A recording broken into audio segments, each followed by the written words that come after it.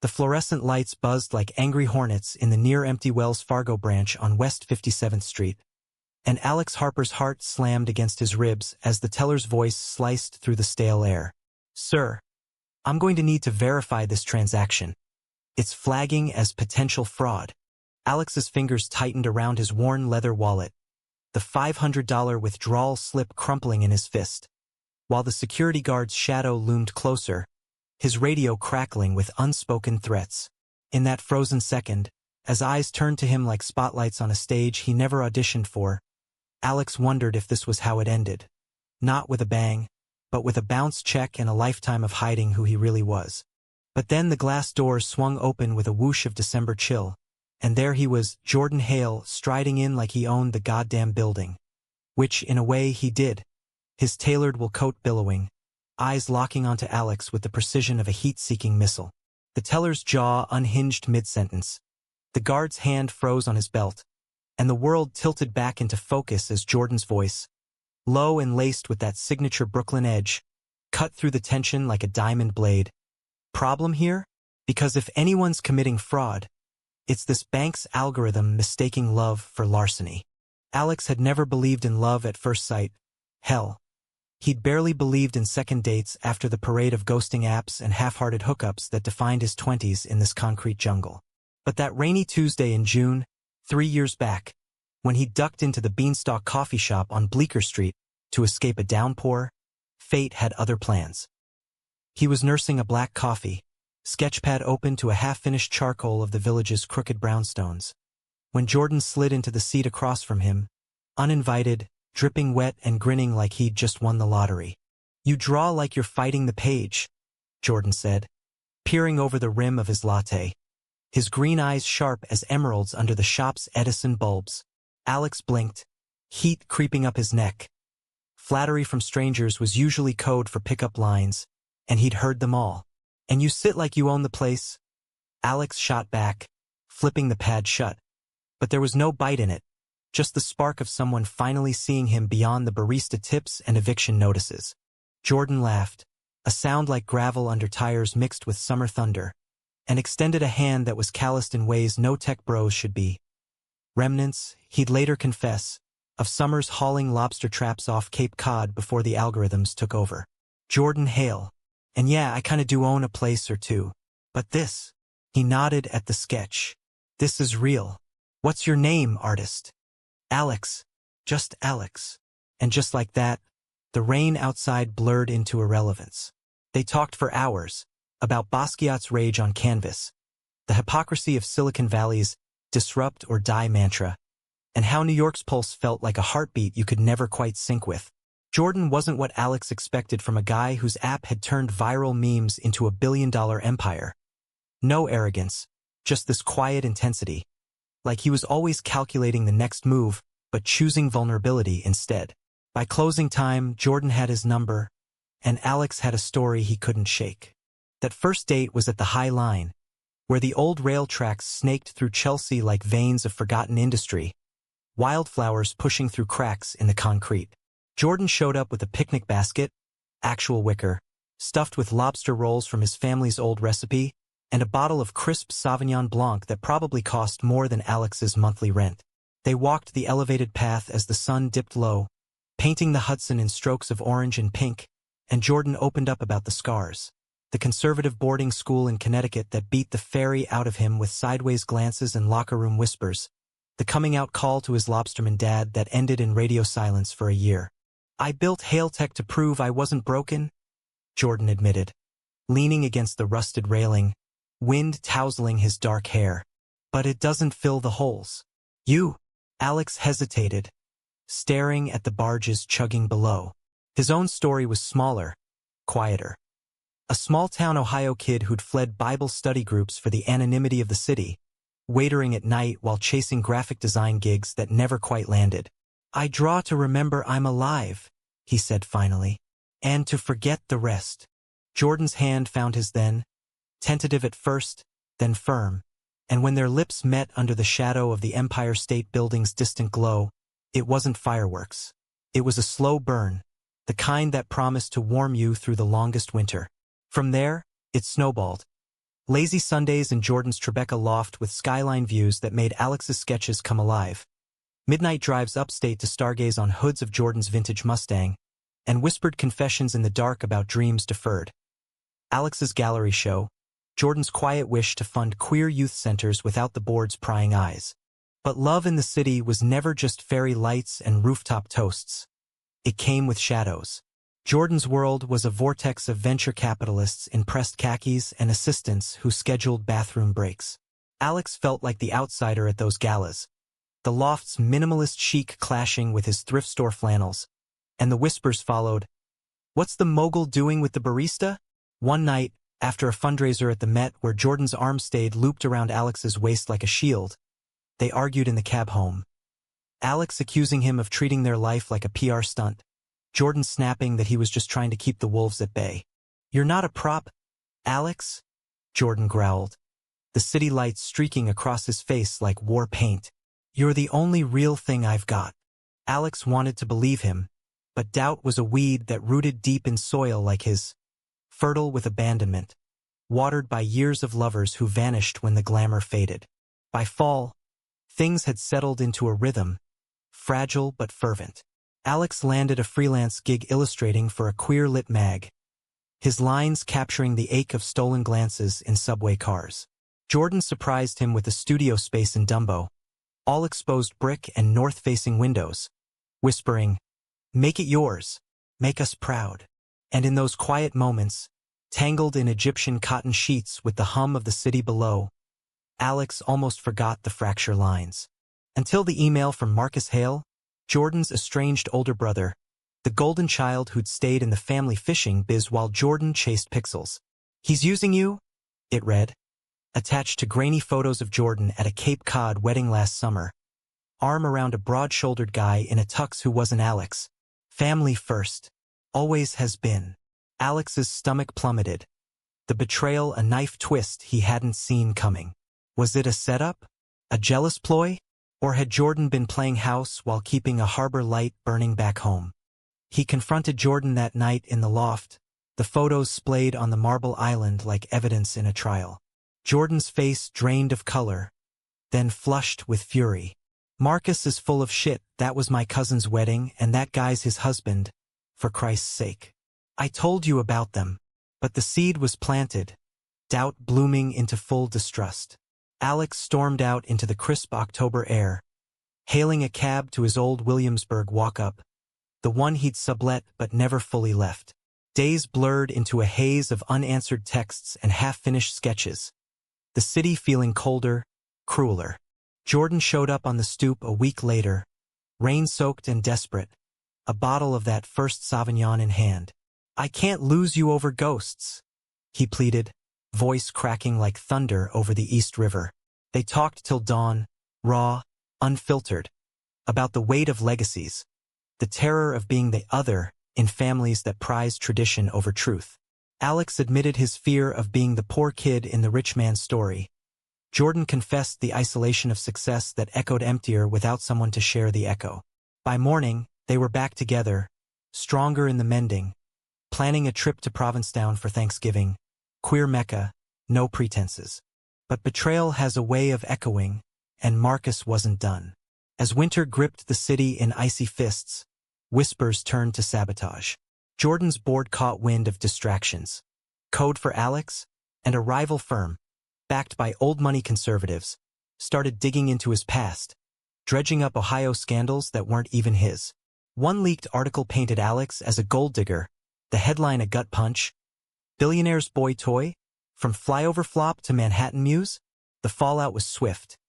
Clients pulling out, investors balking, and Jordan retreating into boardroom battles, leaving Alex adrift in a storm he hadn't brewed. It climaxed on a sleet-lashed night in early December, at a holiday party in the Hale-Tech penthouse atop One Penn One. Alex had dressed up, charcoal slacks, a silk shirt Jordan loved, hoping to reclaim their ground. But Marcus was there, schmoozing with the suits, his smirk a venom dart when he cornered Alex by the bar. "You think you fit here?" He's slumming it. "When the novelty wears off, you'll be back flipping burgers." The words ignited something primal. Alex's fist connected before his brain caught up. a sharp crack against Marcus's jaw that sent champagne flutes shattering like brittle illusions. Security swarmed, Jordan bursting through the crowd, face a mask of shock and sorrow. "Get out," Jordan hissed to his brother. But the damage rippled. Headlines the next day screamed, "Tech heir's lover in assault scandal." Stocks dipped, and the chasm between their worlds yawned wide. In the aftermath, holed up in the loft with the blinds drawn against paparazzi flashes, they faced the wreckage. Jordan paced like a caged wolf, phone buzzing with crisis calls, while Alex nursed bruised knuckles and a deeper ache. "This is my fault?" Alex whispered, the city's muffled roar a dirge outside. "I bring chaos to your empire." Jordan knelt before him, taking those battered hands in his own. "Empire's nothing without heart. You're not chaos. You're the beat I march to." Tears came then, hot and unbidden, as they stripped bare the illusions. Jordan's fear of losing control, Alex's terror of being disposable. They called Marcus that night, a tense video from the Cape, where the brother sneered until Jordan laid it out cold. Disinheritance papers en route, bridges burned for good. "Family isn't blood," Jordan said, voice steel. "It's choice." The new year dawned tentative, a fragile truce. Alex's illustrations went viral in the mag, landing him a solo show at a Soho gallery, Jordan in the front row, eyes shining brighter than the spotlights. They volunteered at the youth center, Jordan's checkbook opening doors while Alex's stories opened hearts, teaching kids from Brownsville to the Bronx that love wasn't a luxury, but a right worth fighting for. Yet the scars lingered, a reminder that romance in America was as gritty as its streets, paved with good intentions, potholed with prejudice. On their anniversary, atop that same high line where it began, Jordan pulled a small box from his coat. Not a ring, but a key, to a co-owned brownstone in Harlem, walls ready for Alex's murals. "No empires, no outsiders," he murmured, forehead to Alex's. "Just us, building something real." As the skyline twinkled like a promise kept, Alex pulled him close, the winter wind whispering of tomorrows. Love, he knew now, wasn't the absence of storms. It was dancing through them, hand in hand, until the sun broke through.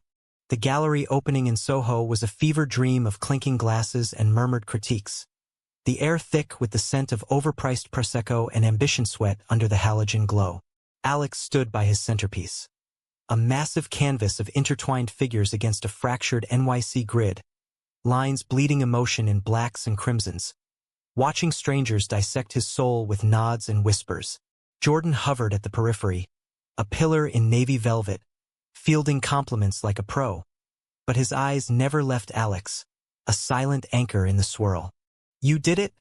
Jordan breathed later, when the crowd thinned to echoes, pulling Alex into a shadowed alcove where the Hudson's distant gleam filtered through floor-to-ceiling windows. Their kiss was salt and victory, tasting of the city's unyielding pulse. But as they tumbled into the night, hailing a cab to Harlem, Alex couldn't shake the undercurrent. A quiet dread that success, like love, came with its own set of thieves. Spring unfurled in reluctant blooms along the Harlem River, cherry blossoms defiant against the concrete. Their new brownstone on 135th Street was a fixer-upper in the best way. Creaky oak floors begging for polish, a backyard garden choked with weeds but whispering potential. Alex dove in, paint-splattered and exhilarated, transforming the sunroom into a studio where light poured like liquid gold. Jordan, between board meetings and beta tests for his next app, a platform connecting queer creators with ethical funders, joined him on weekends hammer in hand, trading quips about contractors who ghosted worse than Tinder matches.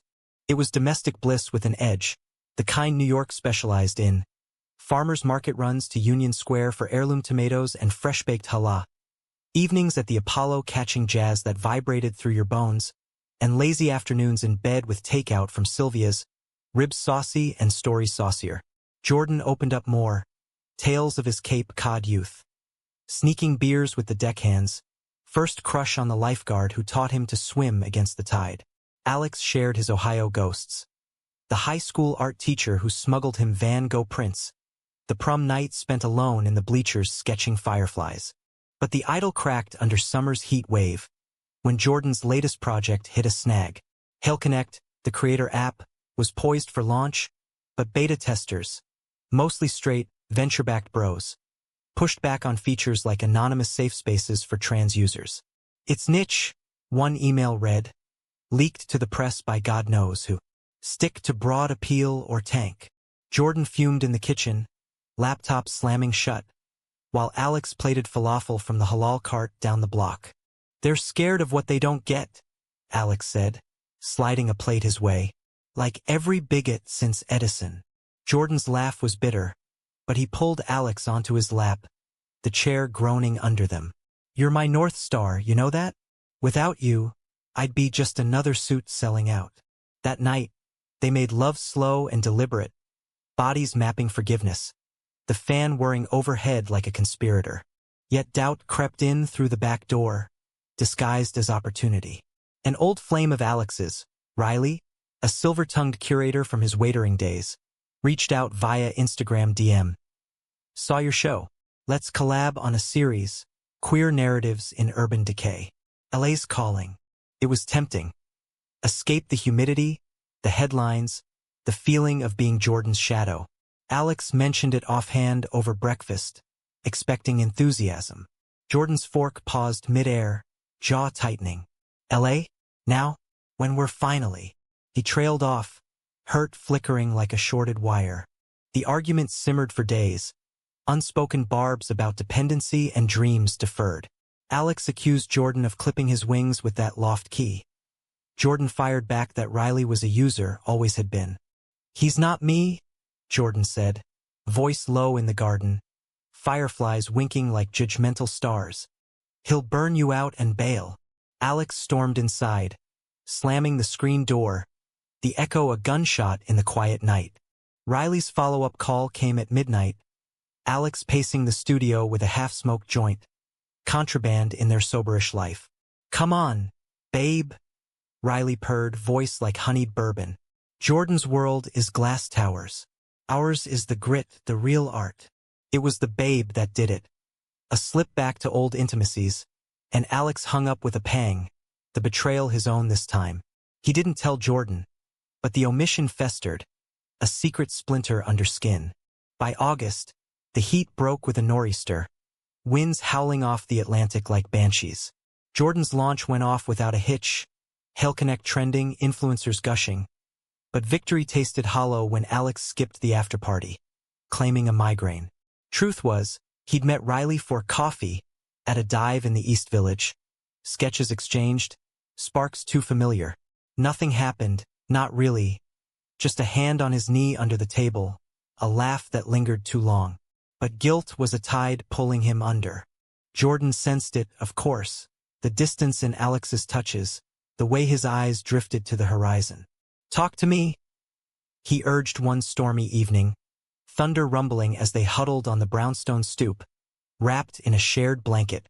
Alex cracked, the words tumbling. The DM, the meetup, the temptation of a life untethered. Jordan listened, face unreadable, rain streaking his cheeks like tears he wouldn't shed. I get it, he said finally, voice steady as the oak across the street. I'm not easy, hell. I'm a fortress with moats. But Riley? He's quicksand. No accusations, just truth. And in that vulnerability, Alex saw the man beneath the mogul. Scared, scarred, still choosing him. They rebuilt from there, boundaries redrawn. Alex turning down LA, Jordan greenlighting a feature on Riley's type for the app's ethics audit. A quiet fuck you wrapped in progress. Fall painted Harlem in russet and gold, leaves crunching underfoot like whispered apologies. They hosted their first dinner party. Queer neighbors, artists. A trans barista from the corner spot. Laughter echoing off walls now hung with Alex's murals. Lovers leaping across fault lines, cities rebuilt from ruins. Jordan proposed a joint venture. Funding a scholarship for Ohio kids like Alex, art supplies shipped to flyover towns where dreams died young. But peace was prelude, not permanence. Whispers of Marcus's revenge surfaced in November. A tip to a tabloid about Jordan's instability, laced with doctored chats implying Alex was the puppet master. Stocks wobbled, lawsuits loomed, and Jordan's board demanded a personal audit. The pressure cooker hissed, Jordan withdrawing into all-nighters. Alex left sketching alone in the dim studio light. One night, as snow flurried past the windows, Alex found Jordan on the fire escape, staring at the tracks where the A train rumbled south. "I can't drag you through this mud," Jordan muttered, breath fogging the iron. "Sell the brownstone. Start fresh." Alex's heart seized. The betrayal reversed, Jordan pushing him away to protect him, as if love were a ledger to balance. "No," Alex said, climbing out, the metal cold under his palms. "We're not transactions. We're the story. The messy, magnificent one." He pulled Jordan inside, to the studio, where they sat amid canvases, trading fears like cards in a high-stakes game. Dawn found them asleep on the dropcloth, entwined, the city waking to their resolve. Winter clamped down hard that year, the kind of cold that seeped into bones and bred cabin fever in the brownstone's cozy confines. Alex threw himself into the scholarship project, curating submissions from kids in Dayton and Toledo, raw talents scribbling manifestos on notebook margins, dreaming of lofts they couldn't afford. Jordan, battling boardroom skirmishes, poured resources into it. Stipends, mentors, a pop-up exhibit in Chelsea that drew crowds and quiet nods from critics who'd once dismissed Alex as a novelty. Their rhythm steadied, punctuated by small rituals, Friday night chess by the fireplace, Jordan's strategic mind always checkmating Alex's impulsive plays. Saturday hikes in Inwood Hill Park where ancient forests butted against the urban sprawl, and Sunday brunches at a soul food spot on Frederick Douglass Boulevard, mimosas bubbling with gossip from the neighborhood aunties. It felt like settling, the American dream repackaged for two men who'd clawed their way to it. Not white picket fences, but wrought iron gates and a shared Amex for art supplies. Yet the specter of betrayal loomed, Marcus's machinations festering like an untreated wound. In February, it erupted, a subpoena for Jordan's financials, alleging embezzlement funneled through personal indulgences, code for Alex's Studio Reno. The lawyers swarmed the loft like locusts, depositions dragging through March's muddy thaw, paparazzi staking out the brownstone with telephoto lenses hungry for scandal. Jordan hardened, his easy laugh replaced by clipped commands. Nights spent poring over ledgers while Alex paced the hallway, offering coffee and comfort that went untouched. "This isn't about us," Jordan insisted one evening, tie loosened, eyes ringed with fatigue. But it was, every accusation a barb aimed at their foundation, Marcus's voice echoing in print. Family values under siege by urban vices. Alex hit his breaking point during a deposition recess, storming the conference room in Midtown with a sketchpad under arm. "You want proof of indulgences?" he barked at the suits, flipping pages to portraits of Jordan. Not the CEO, but the man. Laughing at a Mets game, sunburned on a Montauk beach, vulnerable in post-argument tears. "This is what billions can't buy. Back off." The room fell silent, a junior associate's pen scratching the only sound, and for a moment, Alex glimpsed victory in their averted eyes. But the real storm broke in April, cherry blossoms carpeting the park like fallen soldiers. Jordan's private investigator uncovered the leak. Not just Marcus, but Elena Voss, Jordan's ex-assistant. A sharp-witted Yale grad who'd risen through ranks on merit, only to harbor resentment when Jordan chose hard over hustle by prioritizing the youth center over her pet project. Emails surfaced, Voss feeding tips to Marcus for a cut of the settlement. Her betrayal a cocktail of ambition and unrequited loyalty. The confrontation was brutal, staged in Voss's sleek Upper East Side apartment overlooking the reservoir. Jordan went alone, Alex waiting in the idling car below, heart hammering like bass at a warehouse rave. Raised voices filtered down, accusations flying, Voss's sobs cutting through the night air. "You made me invisible," she cried. The window cracked open. Jordan's response was ice. "You chose shadows. I choose light." By the time he emerged, papers signed, NDA, severance, a quiet exit. His face was a mask, cracked only when he slid into the passenger seat. "Drive," he said, and Alex did, gunning south through rain-slicked avenues, the wipers slashing rhythm like a metronome to unspoken grief. They ended up at the Brooklyn Bridge, parking crookedly and climbing the pedestrian path, the East River churning black below. She was like a sister, Jordan confessed, wind whipping his coat. I trusted her with everything. Our secrets, your sketches for the app icons. Alex pulled him close, the cables humming overhead like harp strings in a requiem. Trust isn't blind, Alex murmured. It's a leap, and we keep jumping. They stood there till the storm passed, stars piercing the clouds, vowing to vet harder, love fiercer. Voss faded into obscurity, her career a cautionary tale whispered in tech circles. While Marcus's empire crumbled under IRS scrutiny, Karma served Cape Cod cold. Summer brought renewal, the city exhaling into festivals and fire hydrant sprays.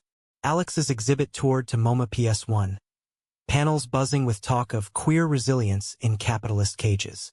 Jordan launched a podcast arm for Hail Connect, featuring voices like Alex's, raw interviews on betrayal's sting and love's rebound. Their brownstone garden bloomed under Alex's care, tomatoes ripening red as passion, basil scenting the air like fresh starts. But depth demanded trial, and autumn tested them anew. A letter arrived from Jordan's father, postmarked Hyannisport. First contact in years, penned in a trembling hand. Saw the news. Proud of the man you've become. Room for one more at the table. It was olive branch or Trojan horse. The elder Hale softened by chemo, regrets piling like driftwood. Jordan agonized, pacing the studio where Alex worked late on a commission. A mural for the youth center, figures linking hands across divides. He disowned me once, Jordan said, crumpling the page. What if it's pity? Alex set down his brush, paint-flecked hands framing Jordan's face. Or growth. We can't heal alone. They flew to the Cape together, the Mustang waiting like a relic, driving winding roads lined with cranberry bogs. The Hale house was weathered clapboard, lobster pots stacked like memories on the porch. Old man Hale was frail, eyes the same green as his son's, but the welcome was wary. Small talk over chowder, sidestepping the past. It cracked over coffee the next morning, father admitting the silence stemmed from his own buried shame. A youthful fling with a deckhand, snuffed by societal chokeholds. I failed you by fearing myself, he rasped. Jordan's tears fell first, then Alex's, the three of them bridging years in a clumsy embrace. Back in the city, the thaw permeated, holiday cards from Hyannis, joint calls planning a family trip to Provincetown. Betrayal's echoes quieted, replaced by a humanism hard-won. Forgiveness not as erasure, but as space for complexity. Alex and Jordan hosted Thanksgiving in Harlem, tables groaning with turkey and tamales, toasts to survivors and second chances. As December snow dusted the brownstone, they reflected on the bank fiasco that started it all, that $500 withdrawal now a punchline over eggnog. From suspicion to sanctuary, Jordan quipped, pulling Alex to the window where the city sparkled. Love, they knew, was America's truest export. Flawed, fierce, forever unfinished. The new year slunk in like a cat burglar, all sly promises and hidden claws, but for Alex and Jordan, it carried the weight of quiet triumph. The brownstone had become their fortress, walls alive with murals that told their story in abstract strokes. Crimson betrayals fading into azure trusts, figures entwined against stormy skies resolving into dawn. Alex's career crested with a MacArthur nod, the genius grant a surreal windfall that let him quit freelancing gigs for full immersion in community work. Workshops in the Bronx where kids etched their truths on salvaged subway tiles. Jordan, ever the innovator, pivoted Hail Connect toward impact investing, funneling profits into queer-led startups from Detroit to Dallas. Apps for rural dating, platforms amplifying trans voices in red states. The board grumbled but couldn't argue with the metrics. User growth up 40%, scandals a distant memory.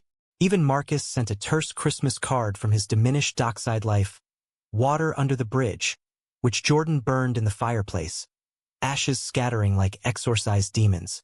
Spring's thaw mirrored their own. A weekend getaway to Fire Island, where pine-scented dunes met the Atlantic's roar, and they walked hand in hand past beach bonfires, the Grove's liberated energy a bomb. No suits, no scrutiny. Just board shorts and banter.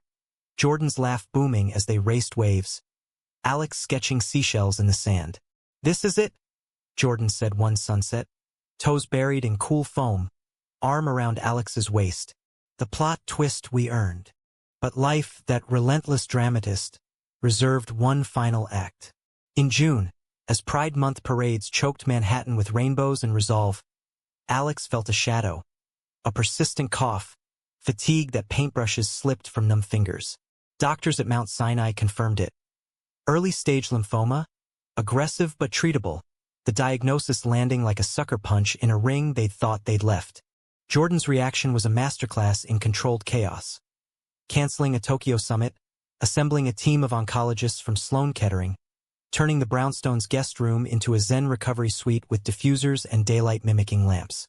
"We're fighting this together," he vowed in the sterile consult room, hand crushing Alex's with desperate strength. But beneath the logistics, fear gnawed, Jordan's nightmares of loss echoing his mother's long-ago battle with the same beast, Alex's terror of becoming the burden he'd always feared. Treatment was a gauntlet. Chemo cycles that left Alex hollow-eyed and queasy, wigs abandoned for buzzed solidarity, Jordan shaving his own head in the bathroom mirror, both laughing through tears at the mirror's twin pates. The youth center rallied, kids sending drawings of superheroes battling invisible foes, neighbors dropping off bone broth and bootleg rom-coms. Jordan stepped back from the C-suite, delegating to trusted allies, his days now measured in Alex's vitals rather than valuations. Betrayal reared its head in subtler forms. A board member's leaked memo questioning Jordan's focus. Whispers of takeover bids smelling of Voss's old networks. But this time, they faced it head-on, Jordan testifying at a shareholder meet via video, voice raw. "My partner's health isn't a distraction. It's my priority. Hail Tech thrives because of love like this, unyielding, inclusive." Stocks rebounded. The memo's author ousted. A phoenix moment born of vulnerability. Through the haze of infusions and isolation, their bond deepened into something mythic. Late-night talks when pain meds blurred edges, Jordan reading aloud from Walt Whitman's Leaves. "I sing the body electric," his voice a lifeline. Alex, defiant, sketched from his hospital bed. Portraits of nurses with halos of stethoscopes, self-portraits as warriors with 4 swords. "Cancer's just another critic," he quipped to Jordan one dawn. Monitors beeping a symphony. "And we're rewriting the review." Remission came in September, scans clean as a fresh canvas. The oncologists, all clear, met with sobs in the exam room. Ugly, grateful, alive. The celebration was low-key. A rooftop barbecue in Harlem, string lights twinkling against the autumn chill, toasts from the father in spirit who'd driven down from the Cape, kids from the center reciting poems of endurance. Jordan pulled Alex aside mid-party, the skyline a glittering chorus behind them. "I almost lost you," he whispered, green eyes fierce. "But you're my miracle." No rings exchanged, just vows renewed in the quiet way that mattered. Through betrayals, boardrooms, and bastards like Marcus, till the end. Alex leaned in, foreheads touching, the city's heartbeat syncing with theirs. Winter returned, softer now, snow blanketing the brownstone in hush. They volunteered more, Jordan funding a cancer support wing at the center, Alex leading art therapy for survivors, strokes turning scars into stars. The bank story became legend, retold at parties with Jordan's dramatic reenactment. And then I walked in, like a bad rom-com hero, but with better hair. In the end, their tale wasn't conquest or catastrophe, but quiet revolution. 2 men, gay and unapologetic, carving humanity from the American grind. Love, they learned, was the ultimate disruption. Suspicious at first glance, billionaire strong in endurance. As they stood on the high line that December eve, 3 years to the day, hands laced against the rail, Alex turned to Jordan with a grin. "Think we'll make the headlines again?" Jordan's laugh rumbled, pulling him close. "Only if they call it what it is, epic." And in the city's endless hum, they believed him.